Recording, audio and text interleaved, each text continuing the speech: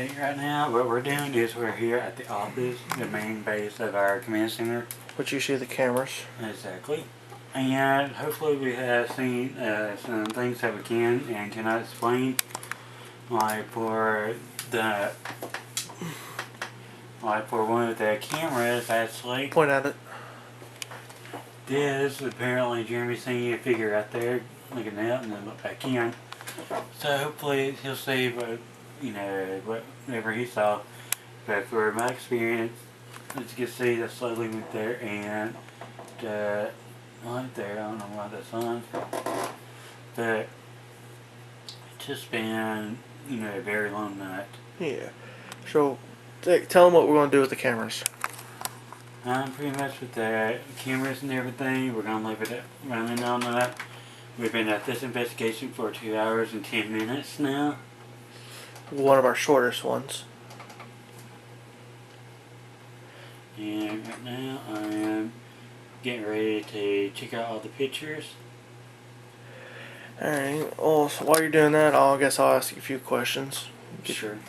Alrighty, how do you think this investigation went, in your personal opinion? As far as right now, I'll say it's good.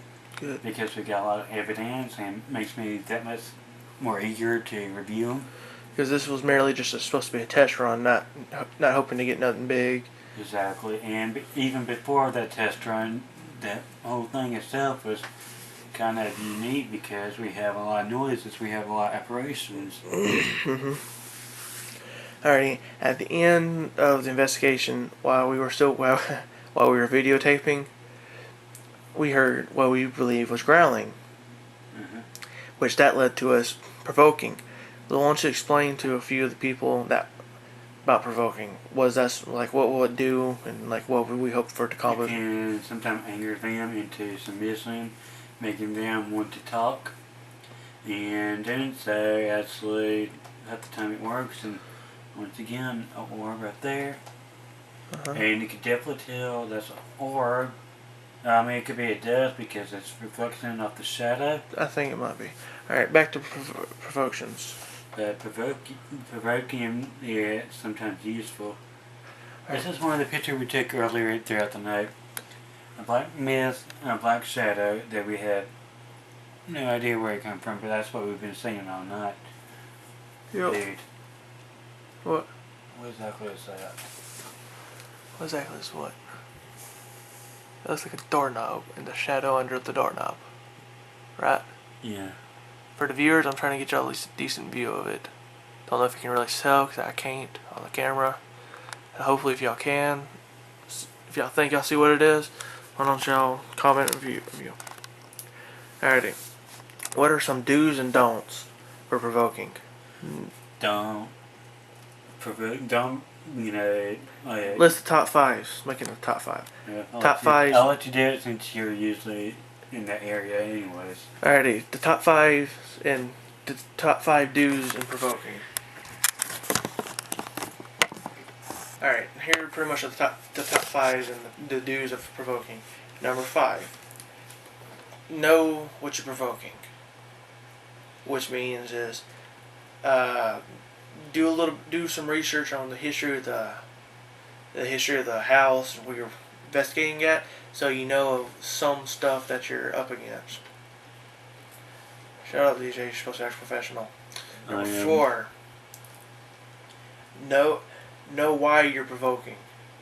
Don't just randomly start provoking because nothing's happened all night. Like me and DJ, we had a reason to provoke. We had it actually physically threaten us by growling. When it growls or does something like that, that's a physical threat. That is either deciding to leave or deciding to provoke. You just gotta judge which one's which. 3. Never provoke alone, which that might need to be up higher, but in my case, it's my third thing. Always investigate in at least groups of 2. So if you're provoking, something happens, you have some sort of backup to what you're doing. And that way, if you get to where you constantly fall or pass out or even get hurt, you had a backup to actually be there and help you out. Number 2, trying to think. Hold on. Know your surroundings is number 2. If you're provoking and something goes bad, which this might actually falls in the this falls in the do. Know your surroundings.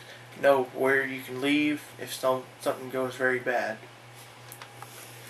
It looks just like my back. I'm sorry. No, oh, never mind. It's some kind of symbol. Yeah, no, it's like someone was following me, wasn't it? I'm sorry, I got a little off topic. Is we have a little image problem. As you can see, this is not glare. We have this right here on this back. So as soon as I seen that, the tape, look. I even try to make a recreational picture, and as you can see, it's nothing. And normally people say it will be the painting. It's really, he's blocking the painting. Yep. So we'll have to consider that. I mean, if you look at it closely, it's a face, a body, and a leg. Yep. Alrighty. Anyway, I'll go back to you. Number 1 do is provoking is always your last resort. That's your number 1 do. Is all else when you about the angel investigation, when you provoke, don't do it at the beginning, because if you do it at the beginning, you will stir it up. Top 5 don'ts. Once again, some of the don'ts and do's might be the same thing, because it's a double. Provoking a lot of times it's a double-edged thing. Once again, do your research. That's also a big thing. You want to know if things has a violent past or anything. That's also a don't. Number 4. Once again, you might hear me. Don't provoke alone. Once again, that's a double-edged thing. If that thing is violent and it does get violent, you have no one to help you. 3. Once again, know your surrounding. Know if the thing does get violent, you know where to run. And if you're asking, yes, a lot of these do's and don'ts are the same thing, because it's helpful and hurtful. Number 2. Yeah, that's all. Number 2. Sorry, if you hear me saying or yeah, I'm talking to DJ because he's doing some We're doing a quick photo review. Number 2 is once again, trying to remember, trying to think. You gotta get the second one. Second tip. Dude, keep your eye on all the doors. Oh wow. Holy shit. Right now, pretty much that's the reason you said that. It's because we're looking at the doorway. I'm sorry, I'm losing my train of thought because I'm looking at the pictures. Number 2. Okay. I can't really think of number 2 off the top of my head. I've had it in my thoughts, but I'm looking at pictures, so it's kind of. Dude. Oh shit. Okay. Let's skip number 2 and go straight to number 1. The number 1 don't in provoking: never provoke a poltergeist or demon. That is the big no, because they will get violent. Right? Yeah. Alright, Now now. check this out. We did a simultaneously picture. We had a frame by frame picture itself.